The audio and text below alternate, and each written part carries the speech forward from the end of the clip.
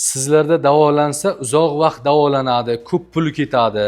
Bundan ko'ra bittada operatsiya qilib olib qutulsa bo'lmaydimi deb savol kelgan. Вообще молодец, давайте там agar shuncha yuragingiz katta bo'ladigan bo'lsa, давайте operatsiya qilib oldirib tashlayvering. Lekin bitta narsani to'g'ri tushuningda, inson o'sha tanasida antigen degan narsa bor, o'sha kasallikni keltirib chiqaradigan. Operatsiya qilib turib yoki bo'lmasa kuydirib turib uni olib tashlab bo'lmaydi. U organizmda qolaveradi. Keyinchalik yana bir qanchadir vaqt o'tgandan keyin bu zuboy berib turib, однозначно o'z nimasini ko'rsatadi. Shuning uchun biz bundan soqqa qilish nima niyatimiz yo boshqa qilish nimasi yo'q. Nimaga mana shu narsalarni uzoqroq o'ylamasdan osongina bir kesib tashsa bo'ldi-ku.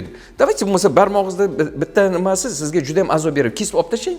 Keyin bunisini olib tashlaysiz, keyin bunisini olib tashlaysiz. No, birinchi prichinasini olib tashlamaganiz uchun qolgan barmoqlar ham ketib qoladi. Mana buni o'ylab ko'rish kerak ozgina. Mana shunaqa nima edi, kommentariy yozishdan oldin.